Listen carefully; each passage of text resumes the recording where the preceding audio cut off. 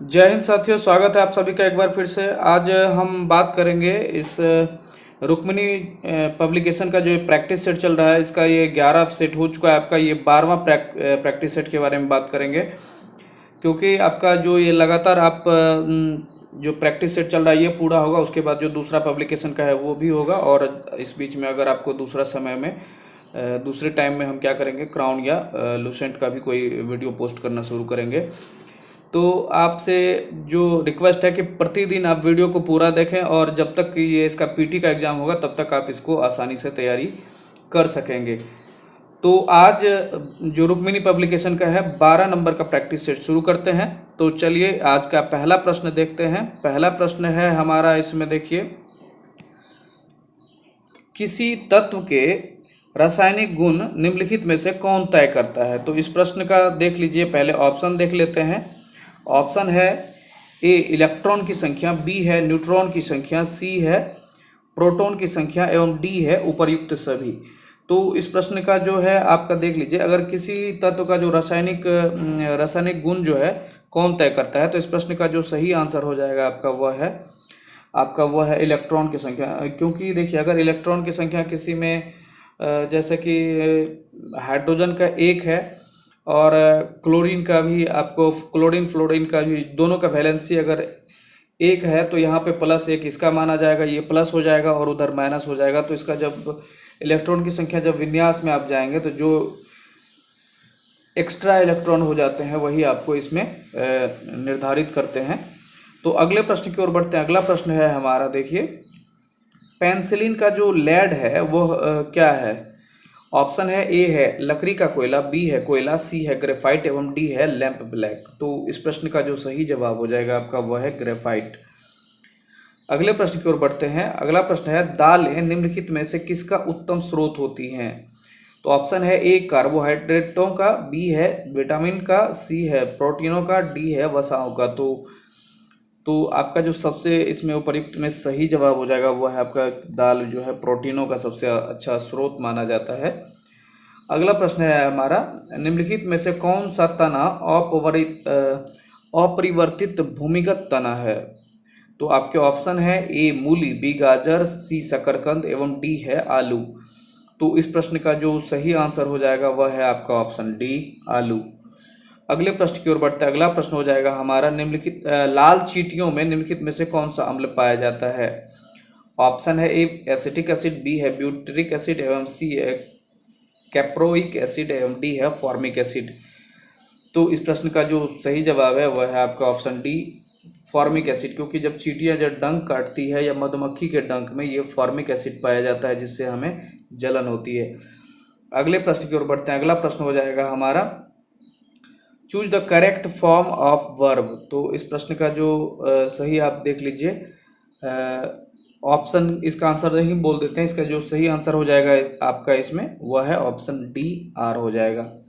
अगले प्रश्न की ओर, ये है ट्रांसलेशन है इसका, मैं फुटबॉल से क्रिकेट को अधिक पसंद करता हूँ, इसका क्या होगा। तो इस प्रश्न का आप सही आंसर देख लीजिए। सही आंसर हो जाएगा इसका option E, I prefer cricket to football. अगले प्रश्न की ओर बढ़ते हैं। अगला प्रश्न है हमारा, choose the word that can substitute the given sentence. तो इसमें जो है one who copies from other, तो इसका जो सही आंसर हो जाएगा ये है ऑप्शन सी। अगले प्रश्न की ओर बढ़ते हैं। अगला प्रश्न है हमारा, select the synonyms of given word. तो इसका जो आपको खोजना है, तो इसका सही आंसर हो जाएगा वह है ऑप्शन बी इरिटेट। तो अगले प्रश्न की ओर बढ़ते हैं। अगला प्रश्न है, select the wrongly spelled word. तो इसका जो सही आंसर हो जाएगा वह है आपका ऑप्शन सी गवर्नमेंट। तो इस प्रश्न का अब देखिए, ये मैथ का है, मैथ का छोड़ेंगे, मैथ रीजनिंग का। अगले प्रश्न की ओर बढ़ते हैं। अगला प्रश्न है, सुख दुख कौन सा समास है। ऑप्शन है एक द्विगु, बी है द्वंद्व, सी है बहुव्रीहि एवं डी है तत्पुरुष। तो इस प्रश्न का जो सही आंसर हो जाएगा आपका वह है ऑप्शन बी द्वंद्व समास। सुख दुख रात दिन, ये सब जिसमें कि बीच में डैश करके ऐसा जो वर्ड बड़ा वर्ड यूज होता है वो द्वंद्व समास हो जाता है। अगला प्रश्न देखिए, तहस नहस हो जाना मुहावरे का अर्थ क्या है। तो इसका सही आंसर देख लेते हैं। इसका सही आंसर हो जाएगा ऑप्शन डी नष्ट हो जाना।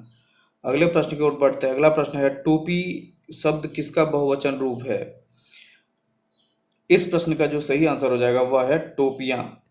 अगला प्रश्न देखते हैं। अगला प्रश्न है, निम्न में किसने तारिक ए मसूदी नामक पुस्तकें लिखी थी? तो देख लीजिए, इसका जो सही आंसर हो जाएगा आपका वह है ऑप्शन ए, अबुल फजल मोहम्मद बिन हुसैन अल बैदकी। अगले प्रश्न की ओर बढ़ते हैं। निम्नलिखित में से किसने कारकोट वंश की स्थापना की थी? तो इस प्रश्न का देख लीजिए। ऑप्शन है ए भास्कर वर्मन, बी है ललितादित्य मुक्तापिंड, सी है दुर्लभक एवं डी है दुर्लभवर्धन। तो इस प्रश्न का जो सही आंसर है वह है आपका डी, दुर्लभवर्धन। अगले प्रश्न की ओर बढ़ते हैं। जल के आयतन में क्या परिवर्तन होगा यदि तापमान 9 डिग्री से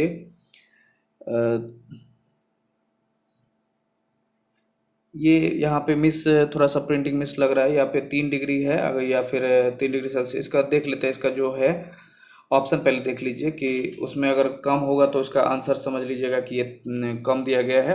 आयतन में क्या परिवर्तन होगा? तो इस प्रश्न का जो आंसर है आपका वह है ऑप्शन सी। तो आयतन पहले घटेगा और बाद में बढ़ेगा। तो ये 9 डिग्री सेल्सियस से 3 डिग्री सेल्सियस की बात हो रही है यहाँ पे, क्योंकि 4 डिग्री सेल्सियस पर जो है आपका जो है मैक्सिमम होता है आपका ये डेंसिटी। इस कारण से यहाँ पे 3 डिग्री सेल्सियस होगा। जब आपको फिर यही पूछा जाता कि 3 डिग्री सेल्सियस से 9 डिग्री सेल्सियस होने में, तो पहले जो है आयतन घटेगा, पहले बढ़ेगा फिर बाद में घटेगा।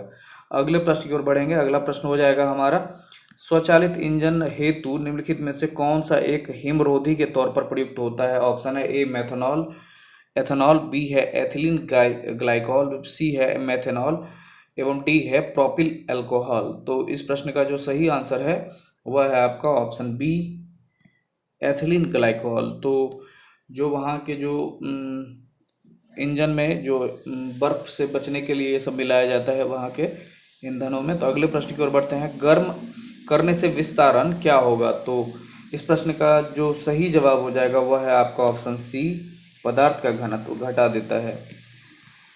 अगले प्रश्न की ओर बढ़ते हैं।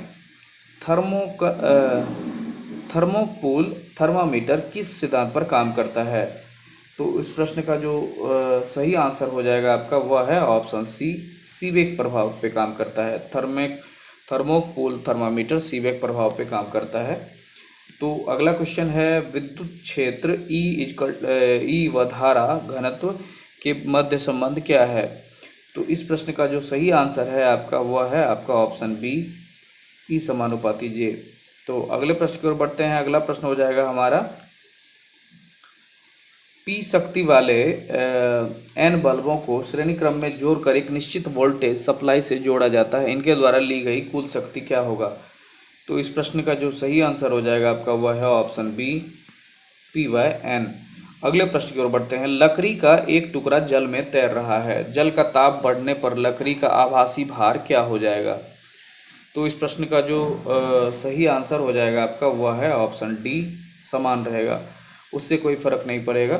अगले प्रश्न की ओर बढ़ेंगे। जर्मेनियम के नमूने में गैलियम को अशुद्धि के रूप में मिलाया गया, तो यह व्यवहार किसकी भांति करेगा? तो इस प्रश्न का जो सही आंसर हो जाएगा आपका वह है ऑप्शन बी, पी टाइप अर्धचालक की तरह। अगले प्रश्न की ओर बढ़ते हैं। अगला प्रश्न है, इलेक्ट्रॉनों के तापयनिक उत्सर्जन का कारण क्या है? तो इस प्रश्न का जो सही आंसर हो जाएगा आपका वह है ऑप्शन सी, उच्च ताप हो जाएगा। अगले प्रश्न, ये तो मैथ का है। अगले प्रश्न की ओर देखते हैं। गेहूं की अच्छी खेती के लिए निम्नलिखित में से कौन सी परिस्थिति समुच्चय आवश्यक है? तो इस प्रश्न का जो सही आंसर हो जाएगा आपका वह है ऑप्शन ए, मध्यम ताप और मध्यम वर्षा। अगले प्रश्न की ओर बढ़ते हैं। निम्नलिखित में से कौन सी फसल बराक घाटी की महत्वपूर्ण फसल है? तो ऑप्शन है ए पटसन, बी है चाय, सी है गन्ना एवं डी है कपास। तो इस प्रश्न का जो सही आंसर हो जाएगा ऑप्शन बी, चाय। अगले प्रश्न की ओर बढ़ते हैं। लहसुन की अभिलाक्षिक गंध का कारण क्या है? क्लोरिक यौगिक, सल्फर यौगिक, फ्लोरीन यौगिक एवं एसिटिक एसिड। तो इस प्रश्न का जो सही आंसर हो जाएगा आपका वह है ऑप्शन बी, सल्फर यौगिक। अगले प्रश्न की ओर बढ़ते हैं। पित्तपिंड कहाँ पाई जाने वाली कोशिकाओं की संहति है? तो इस प्रश्न का ऑप्शन देख लीजिए। ए है मस्तिष्क, बी है अंडाशय, सी है अग्नाशय एवं डी है प्लीहा। तो इस प्रश्न का जो सही आंसर हो जाएगा आपका वह है ऑप्शन सी, अग्नाशय। अगले प्रश्न की ओर बढ़ते हैं। लौंग के तेल का निम्नलिखित में से कौन सा एक प्रमुख घटक है? ऑप्शन है ए मेथॉल, बी है यूजेनॉल, सी है मेथनॉल एवं डी है बेंजिल्डिहाइड।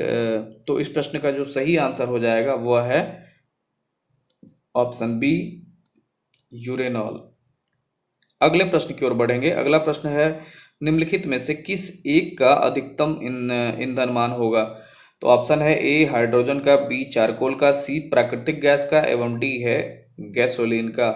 तो इस प्रश्न का जो सही आंसर हो जाएगा आपका वह है ऑप्शन ए हाइड्रोजन का। अगले प्रश्न की ओर बढ़ेंगे। अगला प्रश्न है, समदाब रेखाओं को दर्शाने वाला दैनिक मौसम मानचित्र उदाहरण है किसका? तो इस प्रश्न का सही आंसर देख लीजिए। सही आंसर हो जाएगा ऑप्शन बी समान रेखा मानचित्र का। अगले प्रश्न की ओर बढ़ते हैं। अगला प्रश्न हो जाएगा हमारा, वॉशिंग मशीन किस सिद्धांत पर कार्य करती है? ऑप्शन है ए अपकेंद्रण का, बी है अपोहन का, सी उत्क्रम परासरण का एवं डी है विसरण का। तो इस प्रश्न का जो सही आंसर हो जाएगा आपका वह है ऑप्शन ए अपकेंद्रण का। अगले प्रश्न की ओर बढ़ते हैं। प्रतिजन ऐसा पदार्थ है जो क्या करता है? प्रतिजन मीन्स एंटीबायोटिक के बारे में यहाँ पे पूछा जा रहा है, तो उसके बारे में ये क्या करता है? तो इस प्रश्न का जो सही आंसर हो जाएगा आपका वह है ऑप्शन सी प्रतिरक्षा तंत्र को प्रवर्तित करता है। अर्थात अगर कोई जो प्रतिरक्षा तंत्र के लिए जो हमारे अंदर जो शरीर में जो पहले से बैक्टीरिया मौजूद है उनको अगर वो वीक पड़ जाता है तो उनको जाके ये एनर्जेटिक कर देता है। अगले प्रश्न की ओर बढ़ते हैं। अगला प्रश्न है हमारा, फीफा विश्व कप 2026 की मेजबानी का अधिकार किस देश ने जीता है? तो इस प्रश्न का जो सही आंसर हो जाएगा आपका ऑप्शन डी अमेरिका, मेक्सिको और कनाडा तीनों को संयुक्त रूप से मिला है। तो इस अगले प्रश्न की ओर बढ़ते हैं। भूपट्टी पर द्रव्यमान प्रतिशत के रूप में निम्नलिखित में से कौन सा एक सर्वाधिक मात्रा में पाया जाता है? तो इस प्रश्न का देख लीजिए। ऑप्शन सिलिकॉन है, ऑक्सीजन है, कार्बन है और कैल्शियम है। तो इस प्रश्न का जो सही आंसर है वह है आपका ऑप्शन बी ऑक्सीजन। अगले प्रश्न की ओर बढ़ेंगे। अगला प्रश्न है हमारा, निम्नलिखित में से कौन सा एक तारा पृथ्वी के सर्वाधिक समीप है? इसमें तारा की बात हो रही है। तो ध्रुव तारा, अल्फा सेंचुरी, सूर्य और सीरियस। तो सूर्य भी हमारा तारा ही है। तो इसमें पूछा जा रहा है कौन सा एक तारा पृथ्वी के सर्वाधिक समीप है? तो इस प्रश्न का जो सही आंसर है वो आपका सूर्य ही हो जाएगा। सूर्य के बाद अगर पूछे तो अल्फा सेंचुरी, उसके बाद प्रॉक्सिमा सेंचुरी वगैरह आते हैं। अगर तारा में पूछा जाए तो सबसे नज़दीक सूर्य आंसर होगा। अगले प्रश्न की ओर बढ़ते हैं। अगला प्रश्न है हमारा, निम्नलिखित में से क्या क्या गैर योजना व्यय के अंतर्गत आते हैं? तो ये कूट में जवाब इनका देना है, तो इसका जो है सही आंसर ही बताते हैं। इसका सही आंसर हो जाएगा ऑप्शन डी 1, 2, 3, 4। तो इसमें देख लीजिए सब्सिडी भी आते हैं, ब्याज भुगतान, रक्षा व्यय और पिछली योजनाओं में निर्मित आधारित संरचना का अनुरक्षण व्यय, अर्थात सभी जो है गैर योजना व्यय के अंतर्गत आते हैं। अगले प्रश्न की ओर बढ़ते हैं। छिछले हैंडपंप से पानी पीने वाले लोगों को नीचे लिखी कौन सी रोग होने की संभावना होती है सिवाय मतलब एक छोड़ के? तो इस प्रश्न का जो है आप देख लीजिए कि इसमें छिछले हैंडपंप से पानी पीने वाले लोगों को कौन सी बीमारी हो सकती है सिवाय एक का? तो इस प्रश्न का जो सही आंसर हो जाएगा आपका वह है ऑप्शन डी फ्लूओरिसिस। तो ये छोड़ के सब चीज़ होने की है संभावना है। अगले प्रश्न की ओर बढ़ेंगे। अगला प्रश्न है, भारत में स्वतंत्रता प्राप्ति के बाद निम्नलिखित में से किसने सुझाव दिया कि भारतीय राष्ट्रीय कांग्रेस को समाप्त कर दिया जाए?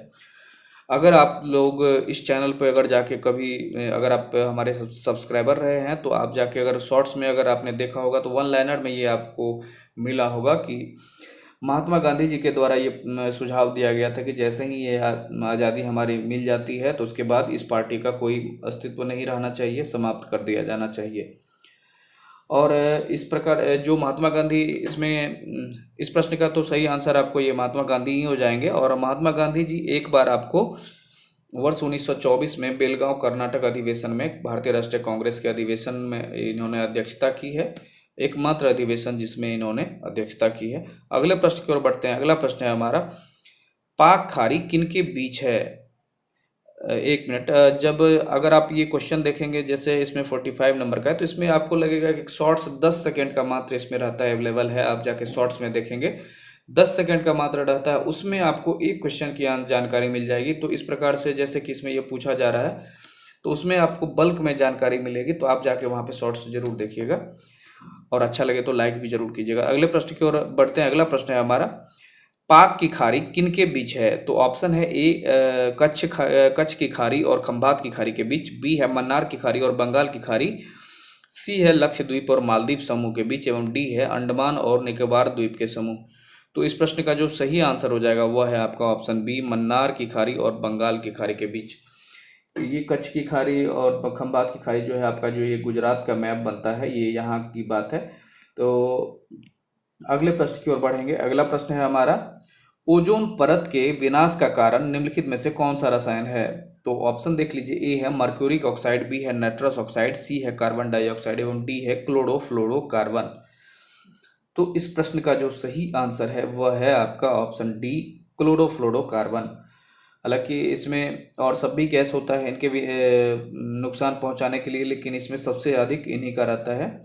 अगले प्रश्न की ओर बढ़ते हैं। 1868 में किसने जीव द्रव्य को जीवन का भौतिक आधार बताया था?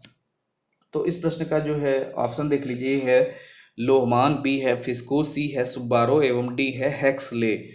तो इस प्रश्न का जो सही आंसर है वह है आपका ऑप्शन डी, हेक्सले के द्वारा जीव द्रव्य को जीवन का आधार बताया गया था 1868 में। तो अगले प्रश्न की ओर बढ़ते हैं। अगला प्रश्न है हमारा, द्रवों के उछाल संबंधी नियम का प्रतिपादन किसने किया? तो इस प्रश्न का ऑप्शन देख लीजिए, ए है न्यूटन, बी है आर्किमिडीज, सी है चार्ल्स डार्विन एवं डी है कोपरनिकस। तो इस प्रश्न का जो सही जवाब हो जाएगा आपका वह है ऑप्शन बी, आर्किमिडीज। तो द्रवों का जो उछाल का जो ये संबंधित था, ये आर्किमिडीज के द्वारा प्रतिपादित किया था। अगले प्रश्न की ओर बढ़ते हैं। राष्ट्रीय सांख्यिकी दिवस किस तारीख को मनाया जाता है? ऑप्शन है ए 20 जून, बी है 29 जून, सी है 22 जून एवं डी है 21 जून। तो इस प्रश्न का जो सही आंसर हो जाएगा आपका वह है ऑप्शन बी, 29 जून। अगले प्रश्न की ओर बढ़ते हैं। अगला प्रश्न हो जाएगा हमारा, निम्नलिखित में से किसे भारतीय अशांति के जनक के रूप में जाना जाता है? तो इस प्रश्न का ऑप्शन है ए ओ ह्यूम, बी है महात्मा गांधी, सी है लोकमान्य तिलक एवं डी है दादा भाई नौरोजी। तो इस प्रश्न का जो सही आंसर हो जाएगा आपका वह है ऑप्शन सी, लोकमान्य तिलक। हालांकि ये अशांति के जनक के रूप में जाना जाता है, ये हम लोगों की नज़र में नहीं, ये जो है वैलेंटाइन सिरोल जी के द्वारा ये उनको बाल गंगाधर तिलक जी को बोला गया था कि ये जो है हमारे भारत में जो है अशांति के जनक हैं। तो इनको जो है भारतीय अशांति के जनक, चूँकि ये गरम दल के नेता थे तो इनका स्टेटमेंट देख के उन्हें भारतीय अशांति का जनक के रूप में कहा था।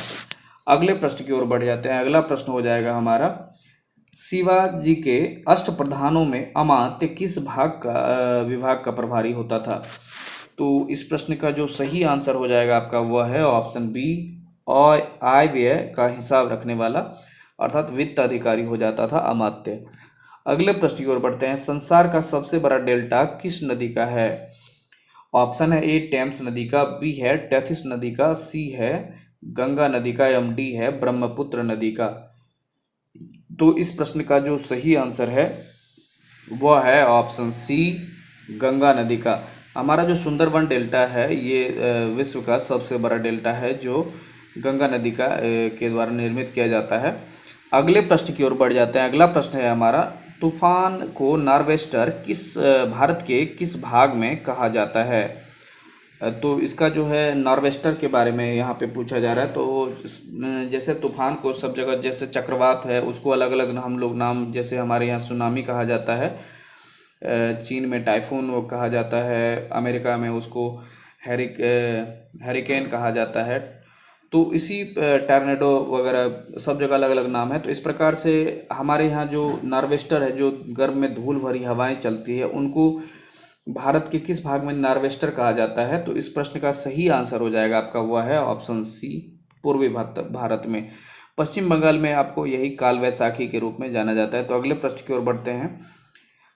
घाटे की अर्थव्यवस्था का आवश्यकता तब महसूस होती है जब, इसमें क्या हो जाएगा? तो इस प्रश्न का सही आंसर ही देखिए, इसका ऑप्शन बड़ा बड़ा है तो इसका सही आंसर ही देख लेते हैं। इस प्रश्न का जो सही आंसर हो जाएगा आपका वह है ऑप्शन सी, सरकार आय व्यय के अंतर को समाप्त करने में विफल हो तथा अन्य कार्यों की पूर्ति न कर पाए। तो इसके लिए तब क्या क्या है, घाटे की अर्थव्यवस्था की आवश्यकता तब महसूस होती है। अगले प्रश्न की ओर बढ़ते हैं। नीचे दी गई वस्तुओं में निम्नलिखित में से कौन सी ऐसी है जिस पर केंद्रीय उत्पाद शुल्क नहीं लगता है?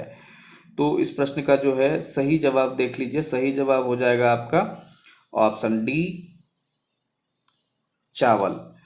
चावल पे आपको ये सब नहीं लगेगा। बाद बाकी केंद्रीय उत्पाद शुल्क नहीं लगता है। बाद बाकी जो ये और सब चीज़ें हैं ये आपको माना जाता है कि अगर आप एक उपयोग करने वाले आदमी हैं, जब आपके पास में इतना धन संपत्ति है तभी आप सीमेंट, सिगरेट और चीनी इत्यादि का यूज कर सकते हैं।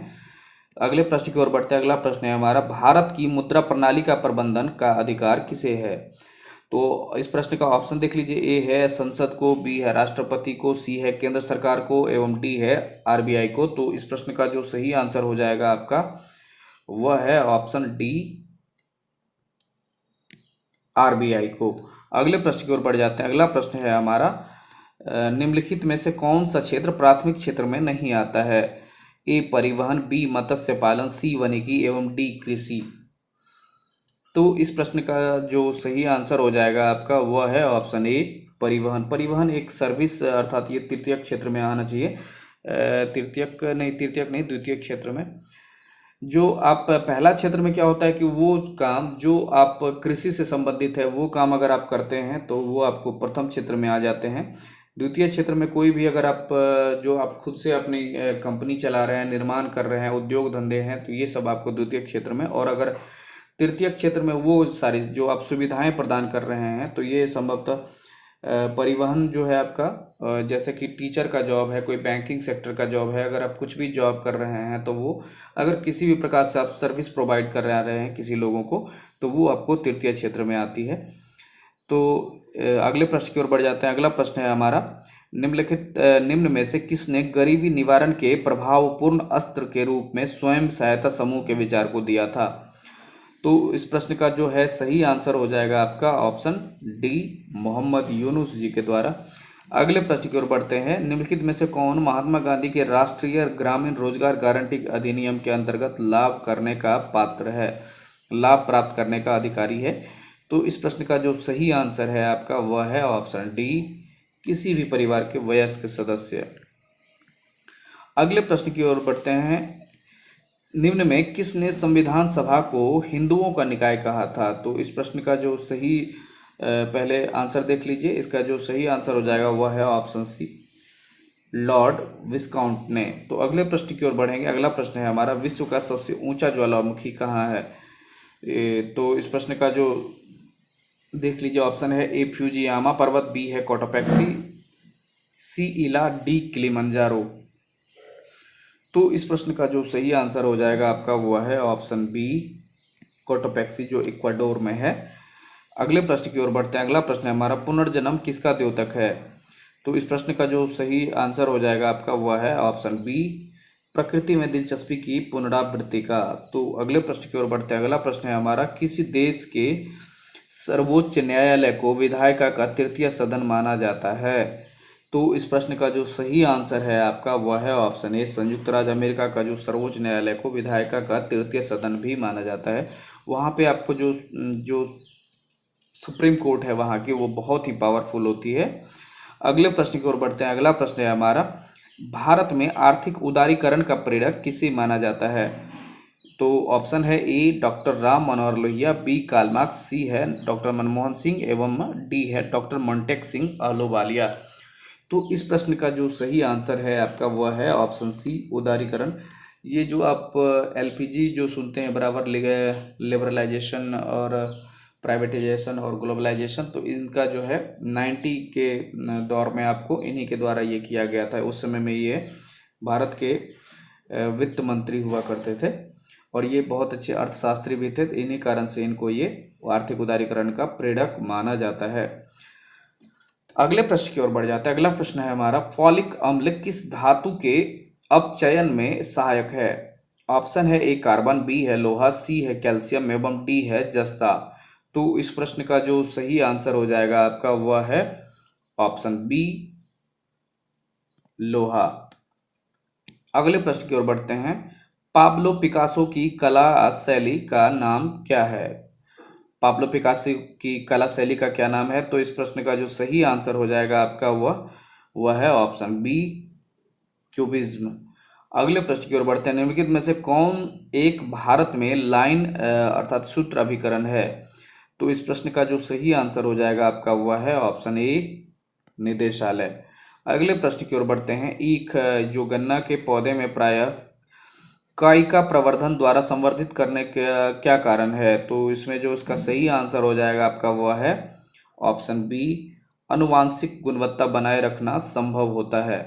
अगला प्रश्न जो है देखिए, स्टेम सेल द्वारा किस प्रकार की कोशिकाएं उत्पन्न की जा सकती हैं? तो इसका जो सही आंसर हो जाएगा आपका वह है ऑप्शन ए, किसी भी प्रकार की। अगले प्रश्न की ओर बढ़ते हैं। ये आपको मैथ का सवाल है, मैथ और रीजनिंग का इसमें छोड़ेंगे। देखिए यहाँ पे फिर हिंदी का आया है। वकील का भाववाचक संज्ञा क्या हो जाएगा? तो इसका जो है सही आंसर हो जाएगा आपका यहाँ पे ऑप्शन बी, वकालत। भाव अगर है कि किसी के जो गुण को वहाँ पर दिखाता है, जैसे कि आप कोई किसी का जो वहाँ पे भावनात्मक जो कुछ होता है उसके भाव को दिखाना, तो यही यहाँ पे है। वकील का जो आप किसी के बारे में अगर पूछा जाए कि आप क्या करते हैं, तो उनका काम है ये वकालत करते हैं, तो अर्थात वकील का काम है वकालत करते हैं। तो यहाँ पे भाववाचक संज्ञा इनको दिखाया गया है। अगला प्रश्न है शुद्ध वाक्य चुने। तो इस प्रश्न का जो सही आंसर हो जाएगा आपका यहाँ पे सही आंसर हो जाएगा ऑप्शन ए, अमृतलाल के पिता का नाम प्रेमचंद है।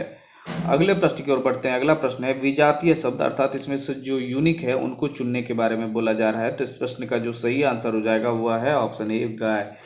बैल, घोड़ा और सिंह ये सब शायद पुल्लिंग और ये स्त्रीलिंग में आ जाएगा। अगले प्रश्न की ओर बढ़ते हैं। अगला प्रश्न है आत्मीय शब्द का भाववाचक संज्ञा बताएं। तो इस प्रश्न का जो सही आंसर हो जाएगा आपका वो आत्मीयता हो जाएगा। अगले प्रश्न की ओर बढ़ेंगे। अगला प्रश्न है सही वर्तनी वाले शब्द का चयन करें। तो इस प्रश्न का जो यहाँ पे सही आंसर हो जाएगा आपका वह है एक मिनट। इस प्रश्न का जो सही आंसर हो जाएगा आपका वह है एक मिनट लगता है यहाँ पे।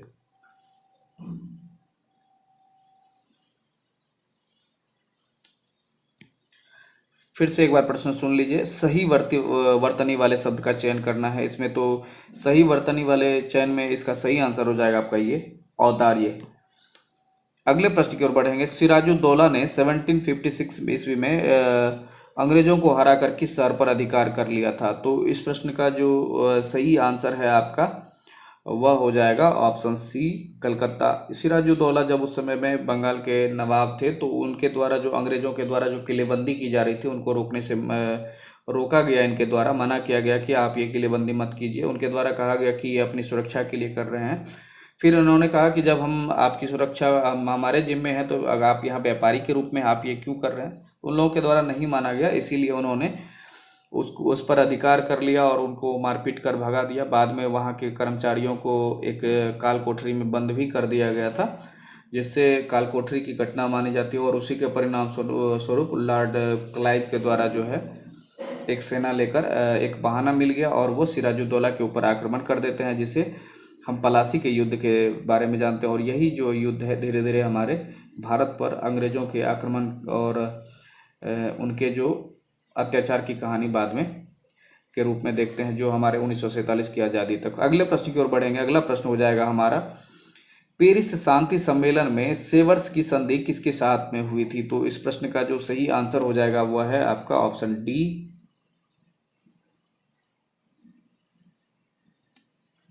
एक मिनट।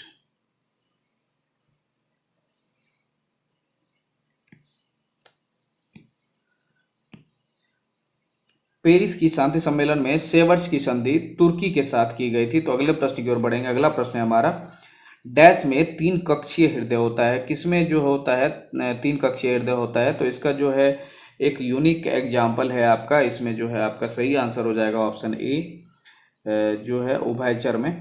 तो अगले प्रश्न की ओर बढ़ेंगे। अगला प्रश्न हो जाएगा हमारा भारत में समाचार पत्रों के मुक्तिदाता के रूप में किस गवर्नर जनरल को जाना जाता है? तो इस प्रश्न का जो सही आंसर हो जाएगा आपका वो सही आंसर है आपका ऑप्शन डी, चार्ल्स मेटकॉफ या लॉर्ड मेटकॉफ को माना जाता है। इस प्रश्न में आपको जो दिया गया है, जो सभी ऑप्शन दिया है, इसमें आपको बता दें कि वारेन हेस्टिंग्स जो है हमारे, जो जिस तरह भी बताया हमने आपको, जब भारत और बंगाल के नवाब सिराजुद्दौला और ये सब युद्ध हार जाते हैं तो फिर लॉर्ड क्लाइव के द्वारा शासन किया जाता है। फिर कुछ वे पहले गवर्नर रहते हैं, ये आपको बंगाल के अंतिम गवर्नर और बंगाल के प्रथम गवर्नर जनरल हुए। फिर वेलेस्ली के द्वारा आपको सहायक संधि की जाती है। विलियम बेंटिक के द्वारा आपको ये भारत के प्रथम जो है गवर्नर जनरल बने हैं। तो इस प्रकार जो है गवर्नर जनरल से संबंधित प्रश्न भी बहुत जल्दी हम आपको इसी पर लाने वाले हैं। अगले प्रश्न की ओर बढ़ेंगे। अगला प्रश्न हो जाएगा हमारा इंडियाज वैक्सीन ग्रोथ स्टोरी। इसके जो फ्रॉम काउपॉक्स टू वैक्सीन मैत्री किसने लिखा है? तो इस प्रश्न का जो आपको सही जवाब हो जाएगा आपका वह है ऑप्शन ई, सज्जन सिंह के द्वारा लिखा गया है। अगले प्रश्न की ओर बढ़ते हैं। अगला प्रश्न है हमारा आईफा अवार्ड 2023 में सर्वश्रेष्ठ फिल्म किसे घोषित किया गया है? तो इस प्रश्न का जो सही आंसर हो जाएगा आपका वह है ऑप्शन ए, दृश्यम 2 को। अगले इस फिल्म में आपको अजय देवगन और सुष्मिता तब्बू आपको मुख्य भूमिका में नजर आएंगे। ये दृश्यम का जो ये एक और मूवी था, उसकी ये सेकंड पार्ट में इसको सर्वश्रेष्ठ फिल्म घोषित किया गया है। अगले प्रश्न की ओर बढ़ते हैं। भारत के संविधान के निर्माताओं के मत निम्न में से किसमें प्रतिबिंबित होता है? जैसे कि अगर कोई भारत के संविधान का जो निर्माता है उनका मत जो है, जैसे कि सबका जो अपना उसका क्या विचार रहा है, वो किसमें उसका झलक रहा है, तो इसके बारे में यहाँ पे पूछा जा रहा है। तो इस प्रश्न का जो सही आंसर हो जाएगा आपका वो है ऑप्शन डी, उद्देशिका। जब आपका जो हमारा जो संविधान का प्रेम्बल अर्थात प्रस्तावना पढ़ेंगे तो उसमें आपको ये नज़र आ जाएगा कि हम भारत के लोग, तो उसमें जो 3 प्रकार की जो न्याय, 5 प्रकार की समानता और जितनी भी चीज़ पढ़ेंगे तो उसके बारे में उनका जो है विचार आपको नजर आएगा। तो अगले प्रश्न की ओर बढ़ते हैं। भारतीय संविधान निम्नलिखित में से किसका सर्वाधिक ऋणी है? तो इसमें जो सबसे सही जवाब हो जाएगा आपका इसमें वो है आपका ऑप्शन सी, भारत शासन अधिनियम 1935 का। क्योंकि सभी देशों से, सभी जगह से कुछ न कुछ तो लिया गया है, लेकिन 1935 का अधिनियम का बहुत ज़्यादा प्रभाव, क्योंकि सबसे ज़्यादा बहुत सारी चीज़ें, इसे कहीं कहीं इसको कॉपी पेस्ट भी कहा दिया जाता है और उसी का ये रखा जाता है। तो किसने क्या कहा इसके बारे में अभी बहुत जल्द आपको शॉर्ट्स वीडियो में आपको वो आ जाएगा, क्योंकि किसने इनको एक उनका कॉपी पेस्ट कहा, क्या कहा, उसके बारे में आप आ जाएगा। अगले प्रश्न की ओर बढ़ते हैं। भारतीय राजनीतिक व्यवस्था में इनमें कौन सर्वोच्च है? ऑप्शन है ए संसद, बी है राष्ट्रपति, सी है संविधान एवं डी है उच्चतम न्यायालय। तो इस प्रश्न का जो सही आंसर हो जाएगा आपका वह है ऑप्शन सी, संविधान। संविधान सर्वोच्च है। अगले प्रश्न की ओर बढ़ते हैं। लोकसभा का अध्यक्ष अपना त्यागपत्र किसे सौंपता है? तो इस प्रश्न का जो सही आंसर हो जाएगा आपका वह है ऑप्शन सी, उपाध्यक्ष को। अगले प्रश्न की ओर बढ़ते हैं। लोकहितवाद मुकदमे की संकल्पना का उद्गम देश क्या है? तो इस प्रश्न का जो सही आंसर है आपका वह है ऑप्शन ए, यूएसए। जो PLI जो हम लोग करते हैं उसके संबंध में।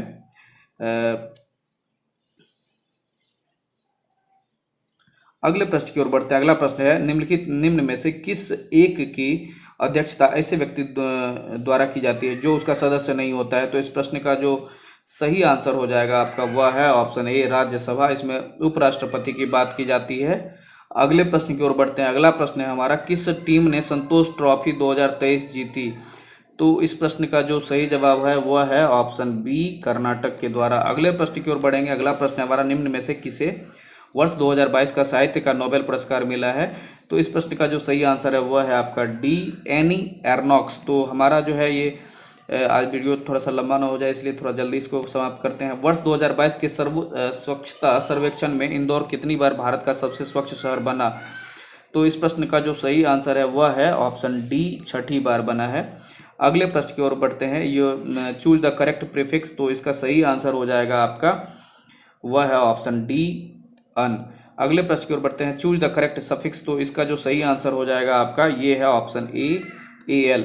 अगला प्रश्न है हमारा, choose the correct passive from the sentence given below. तो इस प्रश्न का जो सही आंसर हो जाएगा वह thieves took away all the money. तो इसका जो सही आंसर हो जाएगा आपका वह है option C, all the money was taken away by thieves. तो इस अगले प्रश्न की ओर बढ़ते हैं। अगला प्रश्न है हमारा, choose the correct interrogative from the sentence given below. तो इसका जो है सही आंसर हो जाएगा आपका the deaf can not here का इसका जो सही आंसर हो जाएगा आपका वो है option B, can the deaf hear. तो अगले जो आज का जो हमारा लास्ट सवाल है, तो इस प्रश्न का जो देख लीजिए इसमें क्या कह रहा है, select the must appropriate meaning of the given idioms. तो इसका है फ्लाई इनटू अ पैसन। तो इसका जो सही जवाब हो जाएगा लास्ट वाले का, इसका सही आंसर है ये है option B, to become angry suddenly. तो इस प्रकार से आप लोग इस वीडियो में लास्ट तक बने रहिए, और कोई भी वीडियो अगर आती है तो उसको आप पूरा देखने का प्रयास कीजिए, क्योंकि हो सकता है इसी में से आपको, ये तो प्रैक्टिस सेट है, हो सकता है संभवतः इसमें से हूबहू प्रश्न आपको परीक्षा में पूछ दिए जाते हैं। तो आप लोगों से अनुरोध है कि वीडियो को सभी को पूरा देखिए, क्योंकि जब तक आप वीडियो पूरा नहीं देखेंगे तो आपको पूरा ये जवाब उसका नहीं मिल पाएगा। कि हो सकता है अगर कोई वीडियो छूट जाए, कोई प्रश्न छूट जाए आपका, तो फिर आपको लगे कि यार इससे अच्छा बेहतर होता आप वो कर लेते। तो आप भले ही थोड़ा सा स्पीड करके आप देख लें, लेकिन आप ये वीडियो ज़रूर देखने का प्रयास करें। तो आप लोगों से फिर से हम मिलेंगे एक नई वीडियो में, नए प्रैक्टिस सेट में। तब तक के लिए आप बने रहिए हमारे इस चैनल पे। तब तक के लिए जय हिंद।